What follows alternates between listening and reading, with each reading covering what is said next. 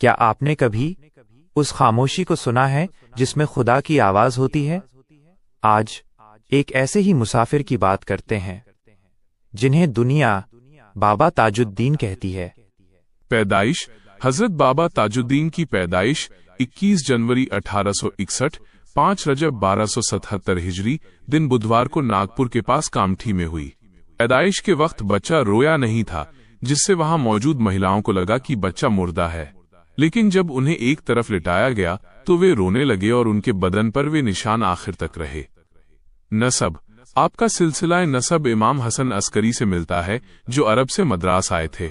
आपके दादा मद्रास से कामठी आकर बस गए थे और इसी वजह से उस इलाके को कोलर शरीफ कहा जाता है।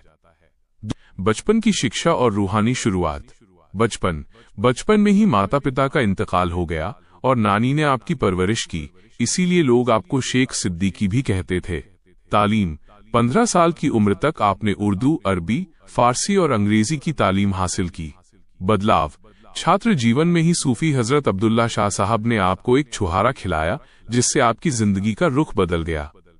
उसके बाद आप कम खाने, कम सोने और कम बोलने लगे। आपने मौलाना रूम और हाफिज शिराजी का कलाम पढ़ा और इंसानी खिदमत को अपना मकसद बनाया। जवानी फौज में भर्ती और रूहानी कैफियत। फौज में भर्ती 1879 में कामठी में बाढ़ आने के बाद आपने अपने मामू के कहने पर 1881 में, जब आपकी उम्र 20 साल थी, फौज में भर्ती होना स्वीकार किया। यात्रा 1883 में आप रेजिमेंट के साथ सागर गए और वहां एक अमेरिकी अफसर मिस्टर हनिस को कुरान शरीफ की तालीम दी।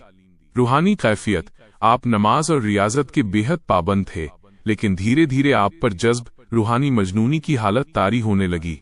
आपने फौजी वर्दी उतार दी, जिससे फौजी अफसर हैरान रह गए। आपकी नानी आपको तलाशते हुए सागर पहुंची, लेकिन बाबा साहब का ध्यान दुनियावी चीजों से हट चुका था। मजनूबी कैफियत और शोहरत। मजनूबी हालत इलाज के लिए हकीमों को बुलाया गया, लेकिन सब बेअसर रहे। लोग आपको मजनून समझने लगे। बच्चे पत्थर भी मारते थे, लेकिन आप कभी नाराज नहीं होते थे। जंगलों का रुख।